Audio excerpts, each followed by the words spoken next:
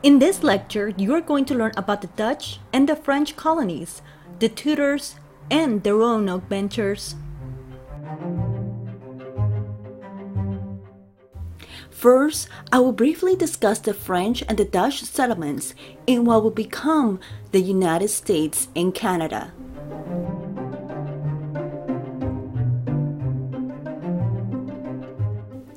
The Netherlands chartered the Dutch West India Company in 1621 and established colonies in Africa, the Caribbean, and North America. In 1609, Henry Hudson, an Englishman employed by the Dutch East Indian Company, sailed into what we call today the island of Manhattan. There, the Dutch established New Netherland, an essential part of the Dutch New World Empire. New Netherlands provided a launching pad for the Dutch to support its Caribbean colonies and attack Spanish trade.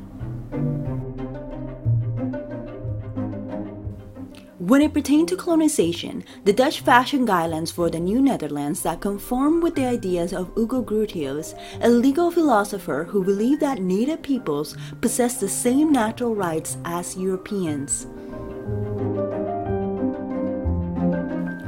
Colony leaders insisted that land be purchased. In 1626, Peter Munich bought Manhattan from Munsee Indians. Transactions like these illustrate both the Dutch attempt to find a more peaceful process of colonization and the inconsistency between European and Native American understandings of property. The Dutch came to North America to trade, not to conquer, and thus will create trading relations with the local tribes and will continue to purchase land from the Native Americans.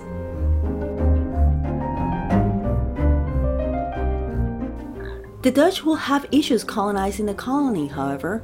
Thus, the Dutch implemented the patroon system to encourage colonization.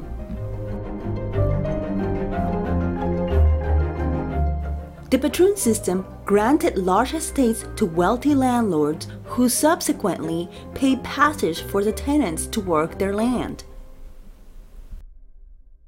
To encourage further colonization, they also began to loosen their laws regarding who could settle in New Netherlands. In the Netherlands, the Dutch had established a reputation for inclusion.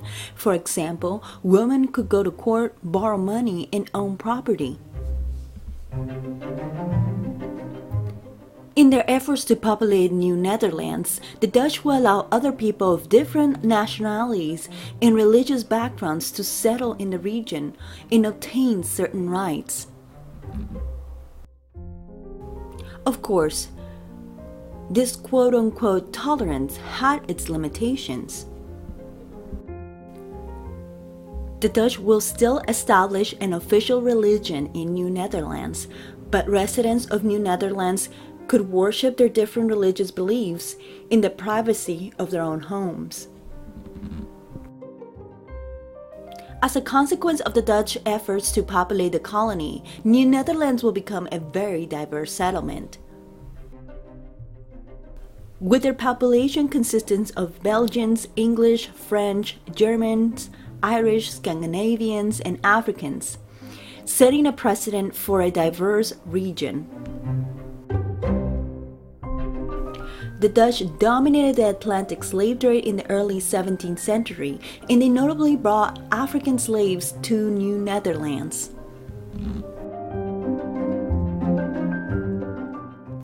Slaves were tasked with building New Amsterdam, modern-day New York City, including a defensive wall along the northern edge of the colony, the site of modern-day Wall Street.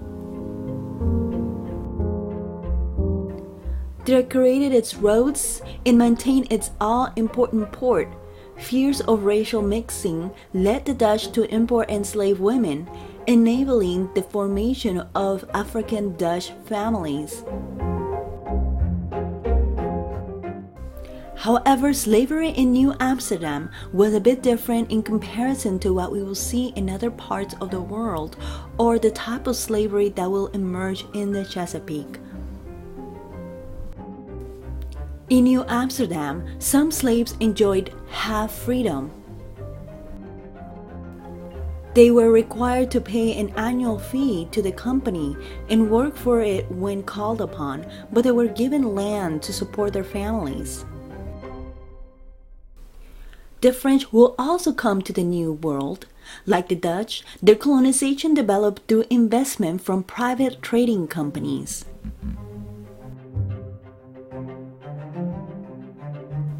Traders established Port Royal in Acadia, Nova Scotia in 1603 and launched trading expeditions that stretched down the Atlantic coast as far as Cape Cod.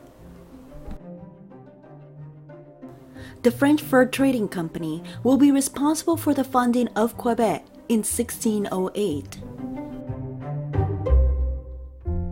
Under the leadership of Samuel de Champlain, Quebec provided the foothold for what will become New France. In 1673, the Jesuit priest Jacques Marquette and fur trader Louis Joliet located the Mississippi River.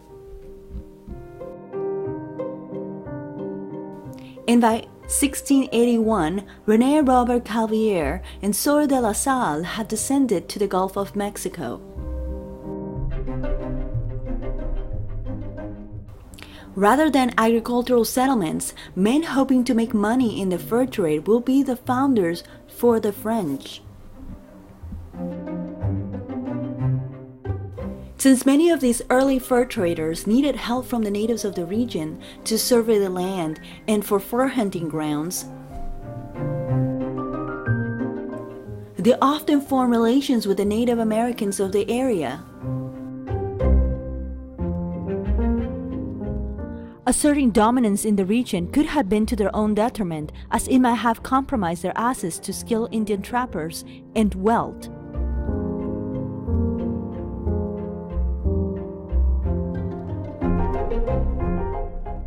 Few Frenchmen traveled to the New World to settle permanently.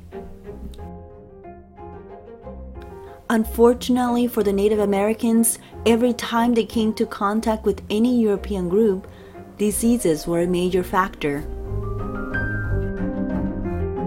As they began to interact with the French, diseases spread. As diseases spread throughout the region and Native American populations decreased, those who survived became dependent on trading and hunting for trade rather than for food. While the Spanish were busy conquering the New World, the English were preoccupied with domestic matters.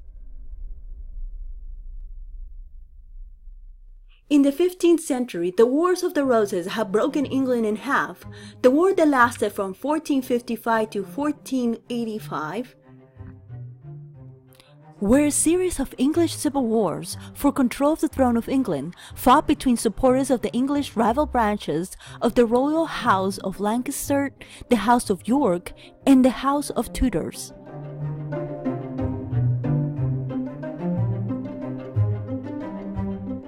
Eventually, King Henry VII will become king and rule England from 1485 to 1509. King Henry VII had two sons, an heir to the throne, Arthur, and a spare, Henry. At the age of 11, Arthur married Catherine of Aragon of Spain, daughter of Isabella I of Castile and Ferdinand II of Aragon. However, 6 months after his marriage to Catherine, Arthur died.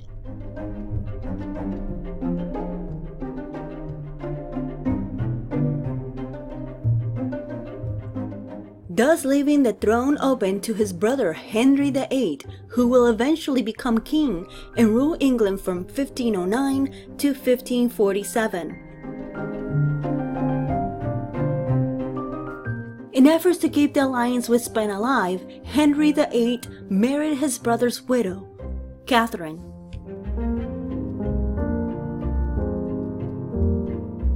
Catherine and Henry will have 6 children. 3 sons died before reaching the 3 months of age, a daughter was stillborn, and another lived for only a week. The couple's only surviving child was Mary.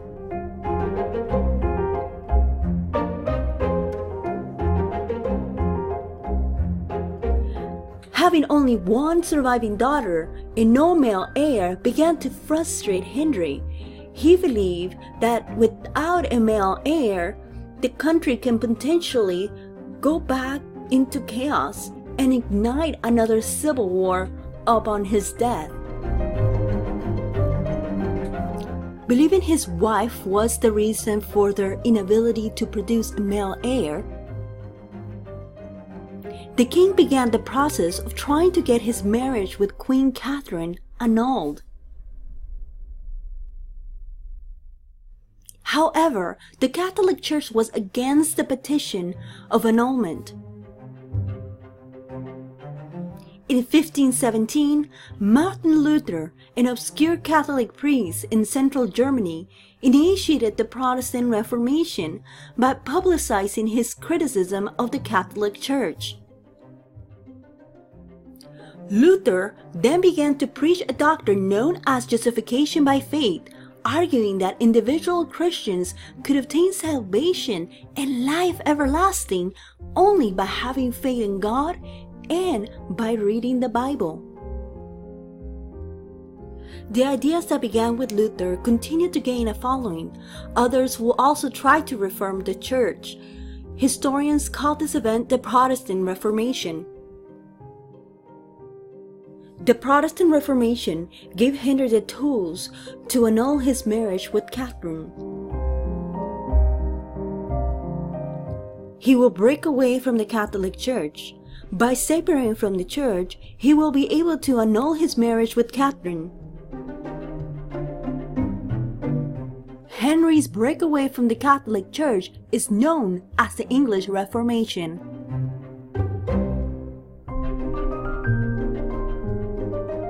The Reformation, of course, included banning the Catholic Church and declaring the English monarch head of the new Church of England.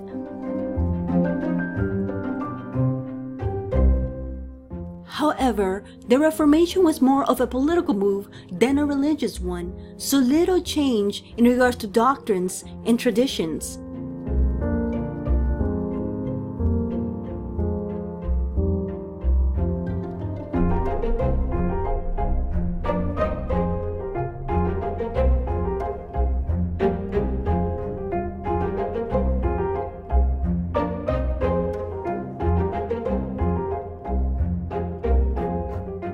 At the same time Henry was working to get rid of Catherine, his eyes were already set on a potential new wife. Her name was Anne Boleyn.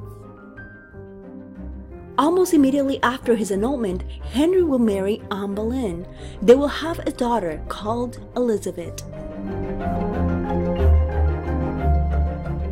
To make a long story short, since Elizabeth was not a boy, he then decides he needs to get rid of Anne too.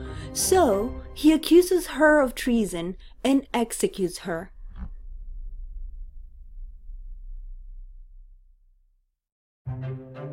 He then marries Jane Seymour. Jane gave birth to a son, Prince Edward. The birth was difficult, and the queen died from an infection shortly after.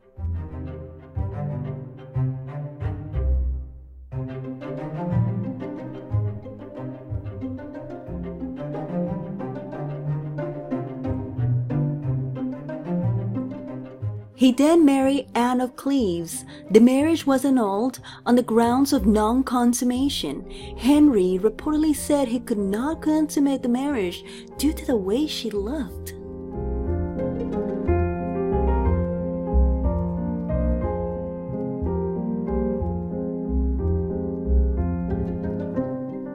He then married Catherine Howard. He decided to accuse her of treason due to adultery, and he executed her.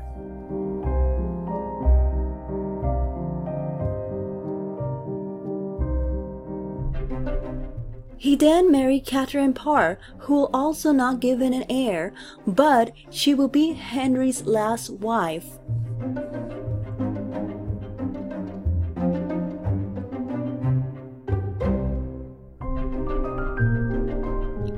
When Henry died, young Edward became king. King Edward VI was 9 when he became king, but died at age 15.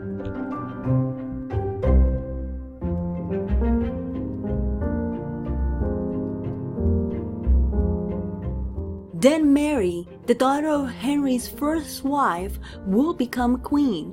Queen Mary will rule England from 1533 to 1558. She will establish the English ties back to Catholic.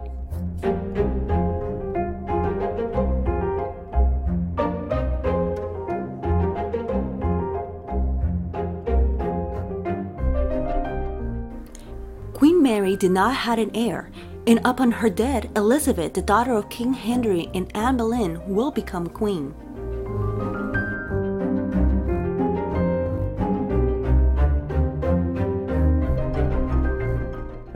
The English Age of Exploration will begin with Queen Elizabeth.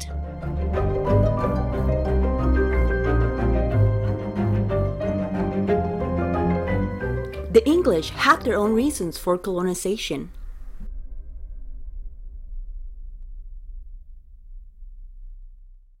For one, they feared and envied the Spanish. By the time England had begun to think about colonizing the Americas, Spain had a 100-year head start. England eyed the enormous wealth that Spain had and feared its power, especially after Elizabeth became queen. Moreover, Queen Elizabeth oversaw England's so-called Golden Age. English mercantilism, a state-assisted manufacturing and trading system, created and maintained markets. But the island's population increased from fewer than 3 million in 1500 to over 5 million by the middle of the 17th century. The skyrocketing cost of land coincided with plummeting farming income. Rents and prices rose, but wages stagnated. Moreover, movements to enclose public land sparked by the transition of English landowners from agriculture to livestock raising evicted tenants from the land and created hordes of landless, jobless peasants that hunted the cities and countryside. 1/4 to 1/2 of the population lived in extreme poverty. These population pressures will drive many English men and women to search for opportunities in the New World. Commerce also drove exploration. The new merchant class will pave the way for colonization. The first round of colonization by the English will be financed by joint stock companies hoping to strike it rich. Finally, the Protestant Reformation had shaken England, and an economic and religious rivalry emerged between Protestant England and Catholic Spain. Many in England claim that colonization would glorify God, England, and the Protestant faith. They argue that by Christianizing the New World's pagan people, they could also strike a blow against Spanish heresy. English colonization will be different from the Spanish. The Spanish will colonize for God, glory, gold. It will be almost entirely supported by the crown. They will have an encomienda system and a mission system. They will have intermarriages and mixing with the natives.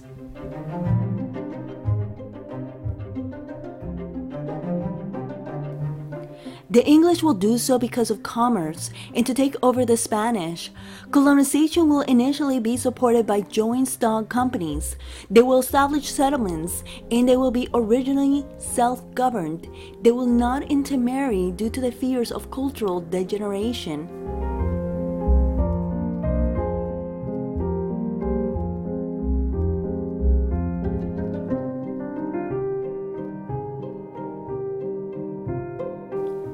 The story of English colonization, believe it or not, starts with pirates. Yes, pirates.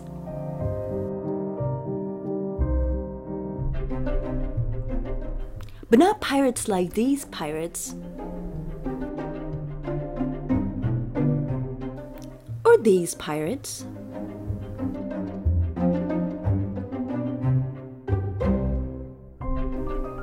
Or even these pirates.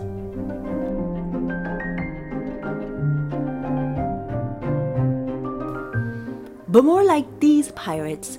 Yes, despite popular belief, real pirates look like this fellow. As a matter of fact, the most feared pirate of the seven seas was this guy right here, Sir Francis Drake. Drake, like other pirates of the time, were sponsored by states. State-sponsored piracy, known as privateering, was very common. Queen Elizabeth sponsored sailors, or sea dogs as they were called, such as Francis Drake, to plunder Spanish ships and towns in the Americas. Privateers earned a substantial profit both for themselves and for the English crown. England practiced piracy on such a scale that one historian claimed it transformed crime into politics.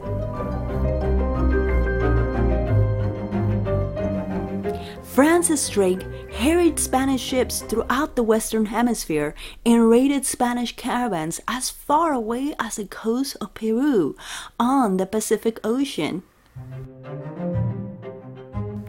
In 1580, Elizabeth rewarded her skilled pirate with knighthood.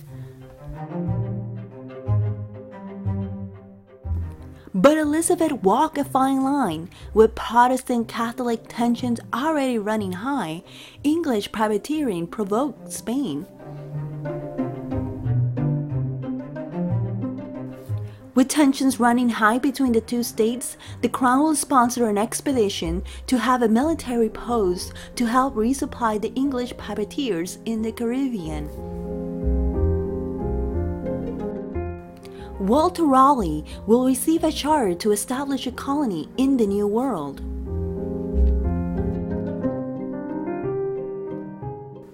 Colonial charters were empowered when the king or queen gave a grant of exclusive powers to the governance of land to proprietors or a settlement company. The charters defined the relationship of the colony to the mother country, free from involvement from the crown. For the trading companies, charters vested the powers of government in the company in England. The officers will determine the administration, laws, and ordinance for the colony, but only as conforming to the laws of England.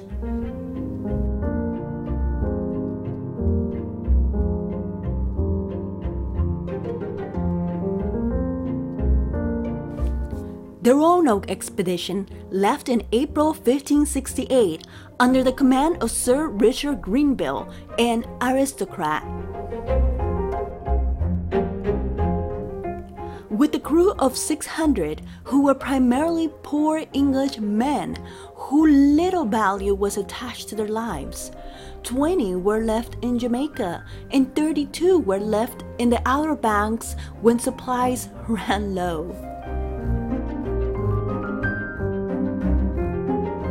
The remainder crew landed in what is now North Carolina, and they named the settlement Roanoke.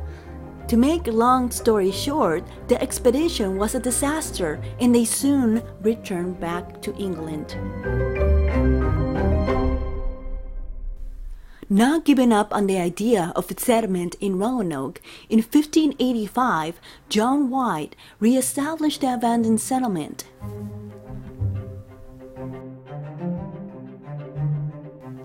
It included 110 people. Men, women, and children were among the settlers. Still under Walter Raleigh's charter, he granted each man 500 acres of land.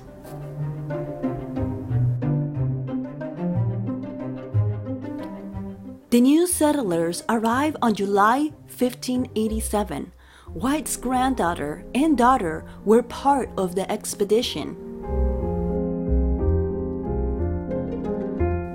When supplies ran low, White decided to return to England for additional support, leaving the colonists behind.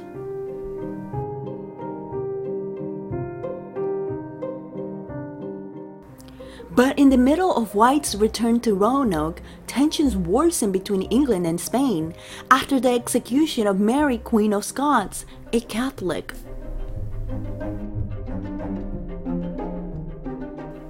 In 1588, King Philip II of Spain unleashed the fabled Armada on the English. With 130 ships, 8,000 sailors, and 18,000 soldiers, Spain launched the largest invasion in history to destroy the British Navy and depose Elizabeth.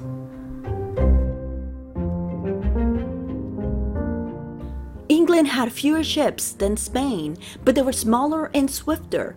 They successfully harassed the Armada, forcing it to retreat to the Netherlands for reinforcements. But then, a fluke storm, celebrating England as a divine win, destroyed the remainder fleet. The destruction of the Spanish Armada changed the course of world history.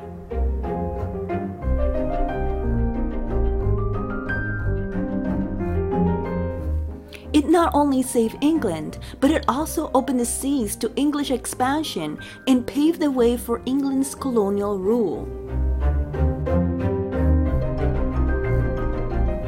Unfortunately, the mobilization of British naval efforts stranded John White in Britain for several years.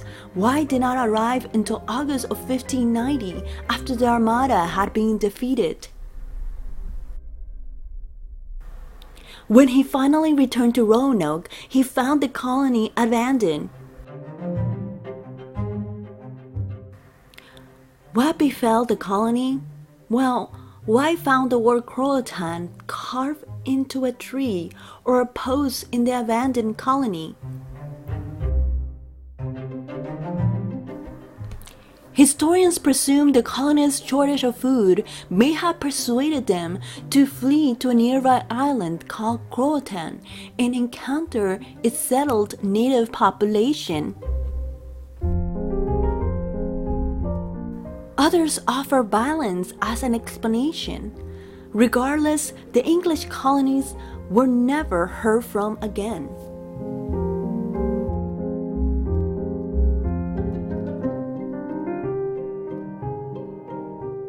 When Queen Elizabeth died in 1603, no Englishman had yet established a permanent North American colony.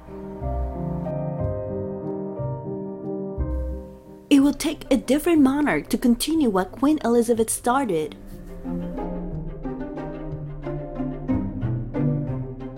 King James. No, not that King James, but this King James. On the next lecture, you are going to learn what happens next.